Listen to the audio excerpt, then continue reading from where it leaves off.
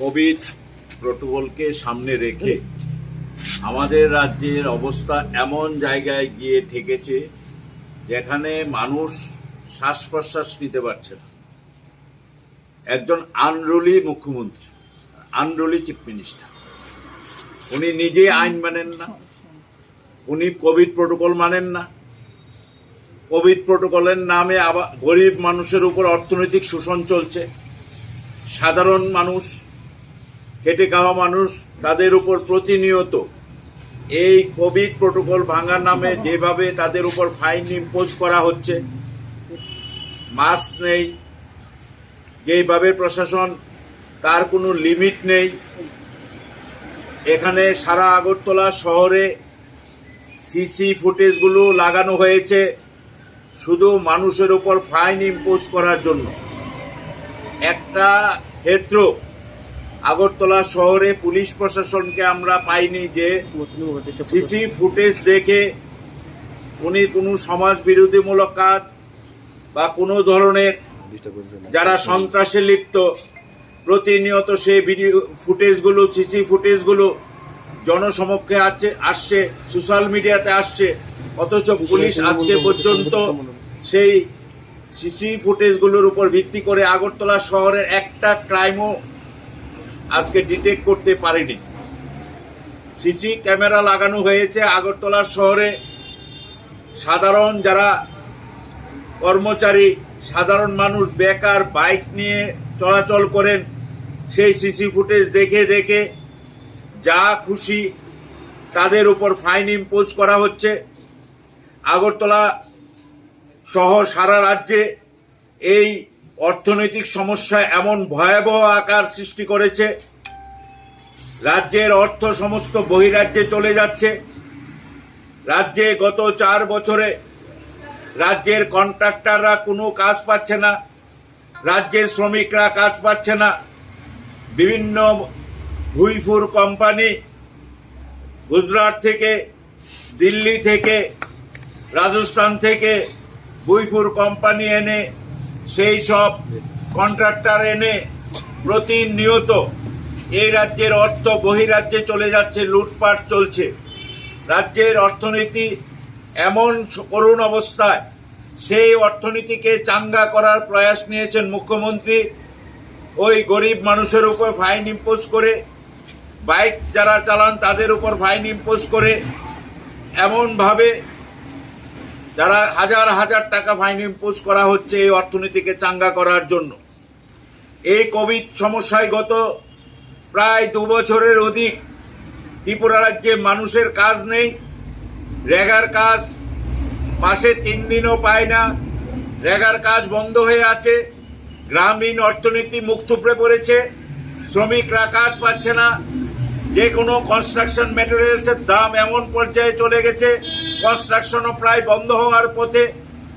এই অবস্থায় দাঁড়িয়ে আমাদের উপর এই রাজ্যের মানুষের অর্থনীতি আজকে সম্পূর্ণ ভেঙে পড়েছে। সেই প্রেক্ষাপটে এই রাজ্যে আগরতলা শহরের একজন মেয়র, উনি হম্বিতম্বি করছেন, মানুষের মুখে খাবার তুলে দিতে পারছে না সরকার, অথচ প্রতিনিয়ত হকার উচ্ছেদের নামে গরিব মানুষের পেটে কি করে লাথি মারা যায় সেটাই করে যাচ্ছেন। পুলিশকে, প্রশাসনকে কাজে লাগিয়ে রাষ্ট্রীয় শক্তি এই রাজ্যের মানুষকে, অর্থনীতিটাকে একেবারে শেষ করে দিয়েছে। মানুষ অসহায়। আজকে দেখা যাচ্ছে সন্ধেবেলায় কিছু ব্যবসায়ী যারা এই ছোট ছোট দোকানদার, ফেরিওয়ালা, টংওয়ালা, রিক্সাওয়ালা রাস্তার পাশে বসে ব্যবসা করত, কারফিউর সময় দিয়েছে 8টায়, 7টার আগে, সন্ধ্যা 7টার আগে দোকান বন্ধ করে চলে যেতে হয়। তাদের উপর এইভাবে অর্থনৈতিক জুলুম চলছে। কি কারণে কারফিউ দেওয়া হয়েছে? কিসের কোভিড প্রোটোকল? মুখ্যমন্ত্রী গতকালকে গোলাঘাটিতে প্রকাশ্যে শত শত মানুষকে সঙ্গে নিয়ে উনি নিজেই মাস্ক পরেননি, প্রকাশ্যে একটা আনরুলি চিফ মিনিস্টার যে নিজেই নিয়ম মানে না, আইন মানে না, আইনকে বুড়াঙ্গুল দেখিয়ে এই উনি সেইভাবে প্রকাশ্যে সভা করছেন। সেই সভার অনুমোদন পুলিশ কিভাবে দিল? অন্য কোনো রাজনৈতিক দল, বিরোধী দল কোনো রাজনৈতিক সভা করতে পারে না। বিরোধী দলদের রাজনৈতিক সভার পারমিশন নেই, অথচ মুখ্যমন্ত্রী প্রকাশ্যে সভা করছেন শত শত মানুষ নিয়ে।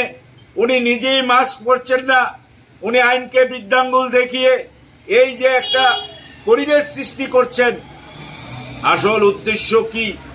ওনার এই সব কারণে আজকে রাজ্যের অর্থনীতি, রাজ্যের সমাজনীতি, রাজ্যের রাজনীতি ধ্বংসে পরিণত হয়েছে।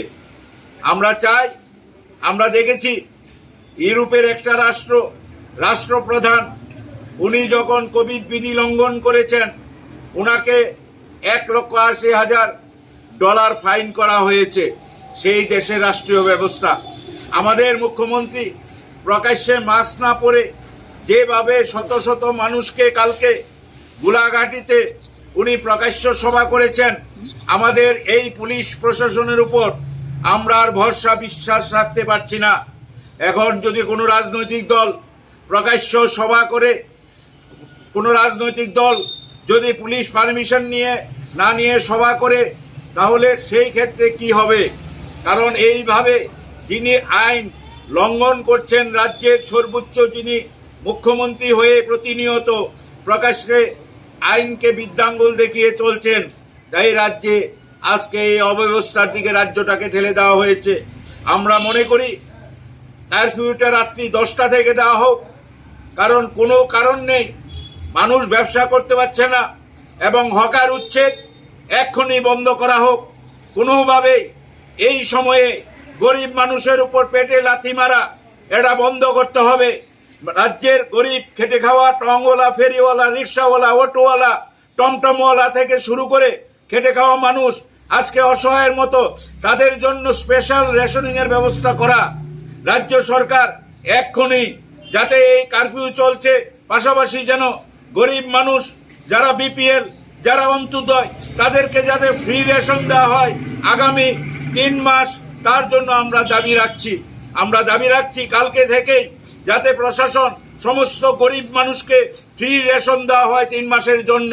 আর মুখ্যমন্ত্রী আইন ভঙ্গ করেছেন, উনার বিরুদ্ধে যাতে ব্যবস্থা নেওয়া হয় প্রশাসনিক।